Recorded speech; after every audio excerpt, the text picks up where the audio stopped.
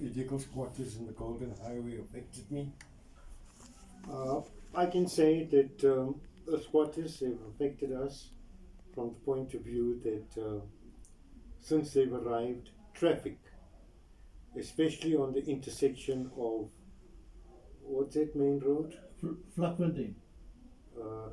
But Wimbledon and Golden Highway. Yeah. That intersection has become a nightmare, compounded by the fact that roadworks are taking place.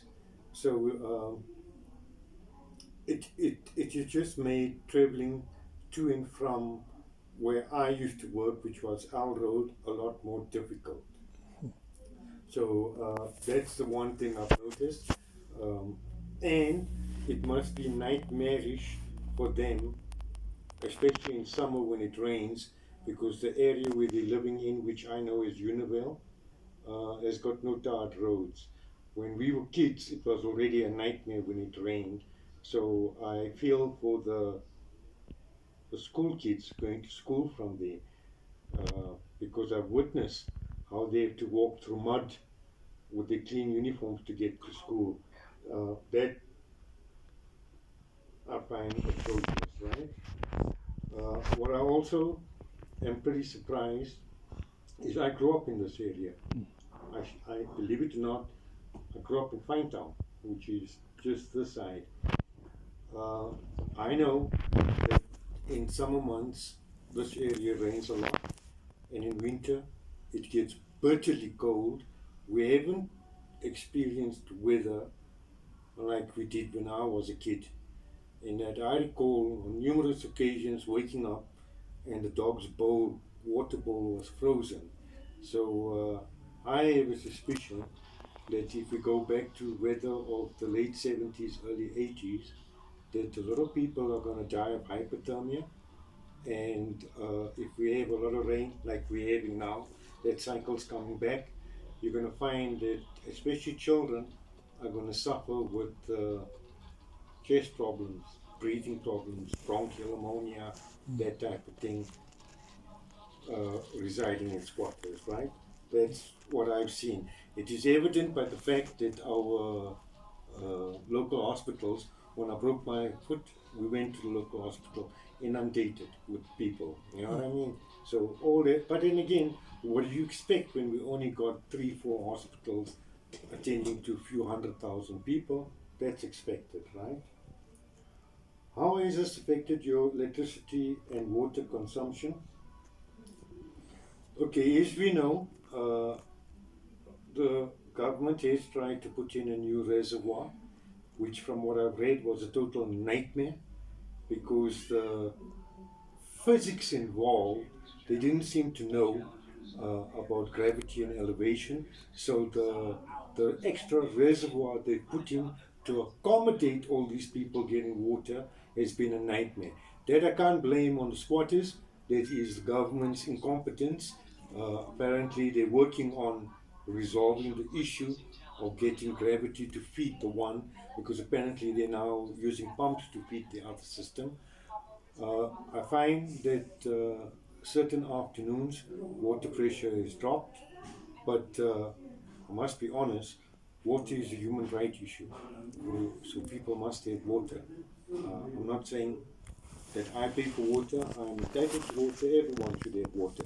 That I truly believe, right? It's just they should be paying for it and the government should be providing it properly. Right?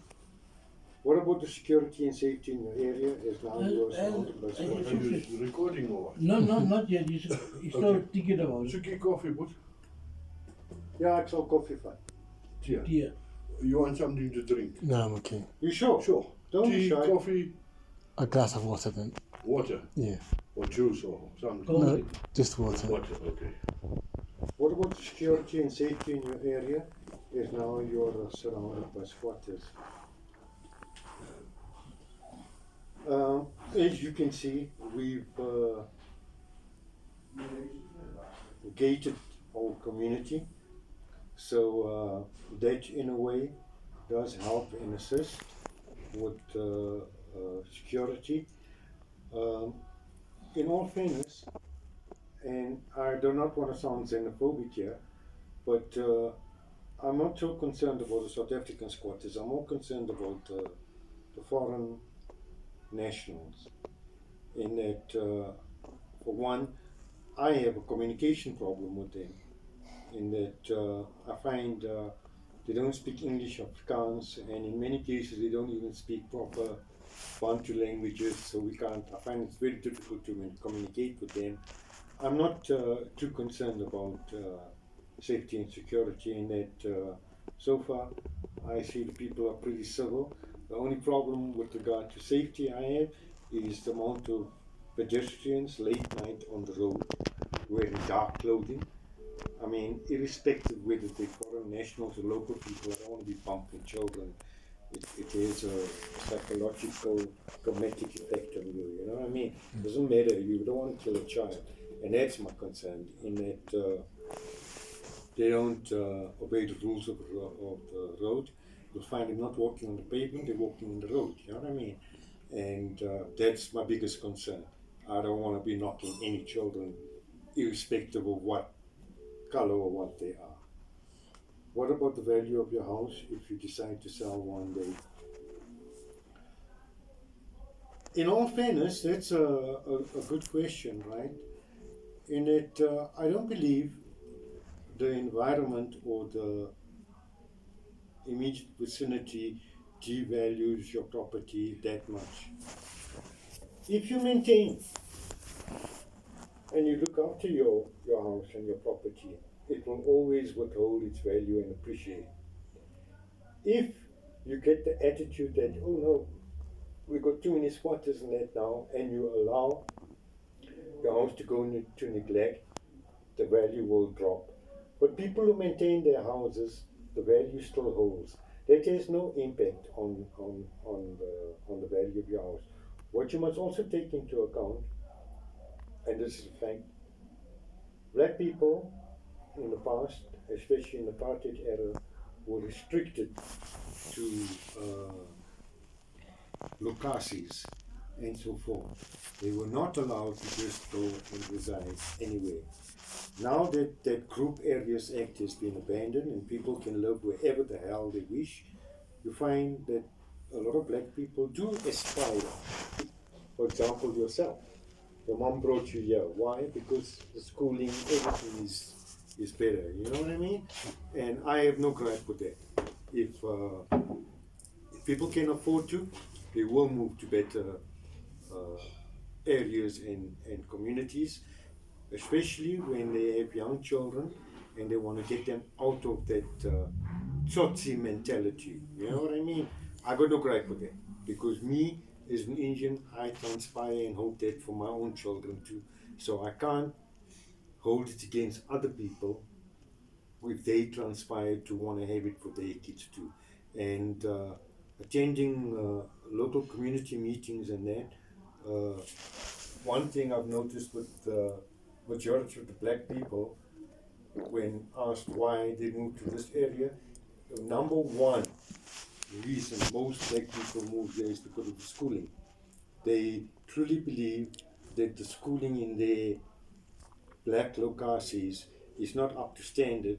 And me as a parent, what do you want for your child? What's good for your schooling? So I empathize with them why they want to come to these areas, right? But what is the councillor of your area doing to stop more squatters in the Golden Highway?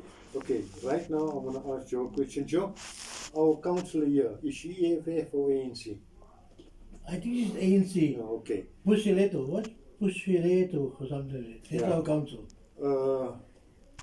You got to pardon my language, but one thing we've got to take into account, right? This poor councillor has bitten off more than she can chew. The expression is, she's farting in the wind. It's too late for her to control and curb it. It is out of control already. And like squatters, as you've seen across here in Annandale, there's one or two this week. By next week, they multiplied 3-4-fold. By the end of the month, it's 10-fold. Very difficult to really curb and control it. especially when people have nowhere to live. What option do they have? You know what I mean? I do think, in a way, she's trying her best. I don't think she's got the proper resources, etc., to actually be effective. Even if you take Lahey, where numerous RDP houses were built for people who were homeless, you find foreign nationals like Pakistanis and Bangladeshis are occupying it. They hold preference into our own South African people getting houses. That is not a local issue, it's a national issue. Our government up there needs to take care of that, because that's not unique to our area, it's unique to all the areas that I have found out. Our local South African people are all homeless because foreign nationals get houses. Why? Because they have money to buy. So, in all fairness, I'm not going to put the blame on the local councillor. I think she's trying her best under circumstances. She's over her head in what she's been involved in, and we got to call a spade, you know what I mean? How much can she do? How much can one person do? She fixed mine and your lights, she don't fix his lights, you know what I mean? Give her a break as well. As residents, what steps have you taken to feel safe and secure in your own home? That's evident. As I've mentioned, we've gated off the community. You're welcome to go with Uncle Eunice and walk around the yard. You'll see from a physical point of view, we've got razor wire, raised walls, made easy entrance difficult, so people can't just walk in. As you came up the stairs, you noticed that little setup there is CCTV. So I've got cameras pointing in all directions, etc. However, I believe in fate too. If it's bound to happen, it's bound to happen. You know what I mean? So yeah, like I know your mom, when she hit a luck and Jesus gave her a car, first thing she did was block it off, not to let people see. That's very important as well. Like, do not be silly and invite people to come and take things. People are desperate nowadays. They see something of value in your property, they're going to come and want to take it, especially if it's not protected. So don't do that. Don't leave your house by playing in front, etc. Put it all at the back. Prevent visibility, and what they don't know is in the back of your yard is good for you. When they can see, hey, this guy's got nice garden furniture, etc., they're going to come and want to take it because they don't have. So reduce visibility of valuables in your yard, etc. And that's what I've tried to do. We've been lucky, we planted trees when we just moved in. That's what's grown around here. So visibility, even from the neighbors. This side we've got a wall, we've got walls at the back and on the side, and on top of it we've got razor wire with plants growing, etc. The way the house is designed, you never knew what was going on here, walking past this house every day, right? Yeah, Uncle Eunice must take you at the back that we can show you. And you were like, oh, I never ever knew this. You can look out through the windows and see. People don't know it's like a jungle here, right? You didn't know that, too. Yeah. Yeah, and and we just have to adapt. And this is not. This uncle, he was cutting the tree there, Yeah, and he fell from the tree. from the ladder. From the, Yeah. that's why his foot is in Yeah, I could have cast him. cast there. And I've learned now, it's not just, hey, Which one? in South Africa, there's a one here. lot of poor people. Yeah, There's colour. poor Indians, there's poor whites, there's poor colors, there's poor blacks. So this is not racist thing now. It's not like it's about black people or white people. Even the poor Indian people who don't have. Figgy, you want some of this, son? Is nie sterk nie, ek kan dit eet. Yeah. So you can take for you. There's a plate, Joe, you want the plate? Ek het hier No, so. no, I'll just take one. Oh, but you put one here. But Ja, moenie vir my worry nie. Ek het hier so. It's not strong. Daar's twee verskillende, daar's More aartappel. too strong. Your mouth, Yeah, donkey your eyes, everything No, is going on. it's not strong. Kill it and you need. Figgy, I'm gonna leave it here. I'll take my coffee. May I chow this thing, brah? And You just have to walk around the neighborhood. That notion of reduced visibility is evident in all houses here. One thing I've noticed, and this is not racist suggestion, is all the black people that move in this neighborhood, the first thing they do is they build a wall in the front. You know what I mean? To prevent people looking into the yard. Because let's admit it, you're going to get people walking around, and if I walk and I see, hey, this dude got a wheelbarrow here, look, there's his hose pipe there, and I have nothing, what I'm going to do? I'm going to come and take that wheelbarrow and that hose pipe. You know what I mean? So reduce visibility. That's one security I would insist people think about. And then awareness as well. Like we know you, I know opposite him, the policeman, Janice, ne?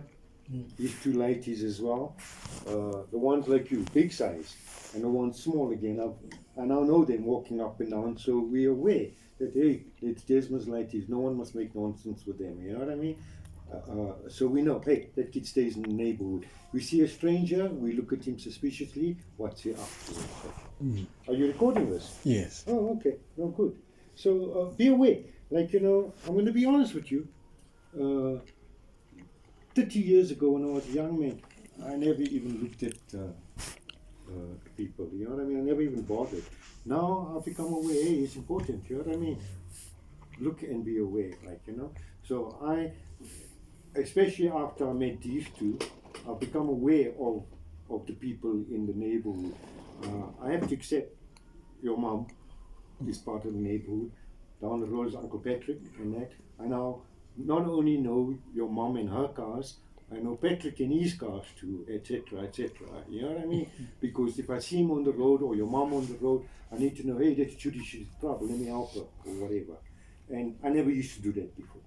But I've learned there is one thing I've learned, yeah, I like this neighborhood, I like it very much. I've told them to, we got good people here, and we're lucky, we're very lucky, because I come from Cedric and I didn't even know my neighbors' names, etc.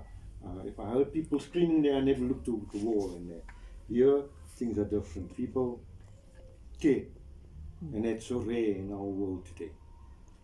Yeah, that's your 6 questions. Awareness. Number 6 is awareness. People must be aware. If you are foolish enough to leave because the yards are small, certain people hang their washing in the front. Don't leave your washing overnight. There's a good possibility the next morning it's gone. If it's at the back, it's still out of sight, people don't know. But if you pay attention, you'll see there's a couple of people in my road that have got small yards, etc. They're forced to put their washing in the front, where it's visible.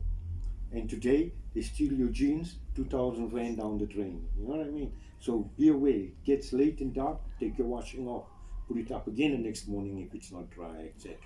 Because it's those small little things, your bin going missing, your washing going missing, that people get irritated and they say, bad neighborhood. But we need to be thankful to God that we're not getting all that many home invasions, people getting hijacked, people getting shot, etc., which is so prevalent in other neighborhoods. But in our neighborhood, it's petty crime, which exists throughout the whole country. So we can't say, no, we don't want petty crime even. No, it's impossible. You can't be that optimistic. We got to have petty crime. You know what I mean? That's, and like I said, awareness. If you're not aware, ugly saying, you'll learn in English, you say, a fool and his money are soon parted. If you're stupid, you're going to get bombed. So pay attention, you know? Don't do stupid things. Don't brag, don't walk around with jewelry and act like you, even if you are rich, don't act like you. Don't get about you, you know? Like one thing that irritates me is how the people walk around and then they got a cell phone that's like 60,000 rand walking and showing off. Someone's going to grab it and run away with it. You know what I mean? If you're that important that you need to be online all the time, keep it in your bag and put earphones in your hand. But you don't walk with it like talking and that. I mean, nowadays, simple thing, I've realized one thing. You just have to look at how many cameras they got. 4 cameras, newish phone. If you see 3 or 2 cameras, I got old phone, you know what I mean, worthless. But you see 4 cameras, because everything's now 360-degree vision, immediately you know, minimum 30,000 rand cell phone. when people are poor, what are you going to do? You're going to grab it out of your hand and run away. Yeah. So don't walk these streets with yourself. Yeah? Awareness, boy. Awareness. Shane, look like you picked this one up. Yeah, here's some more. Ciao. Don't be shy. Thank you. Okay. Yeah, can you make sense of what I said there? Yes, indeed, I can. Okay, excellent. Thanks for the No, interview. you're welcome. And that was my honest opinion, eh?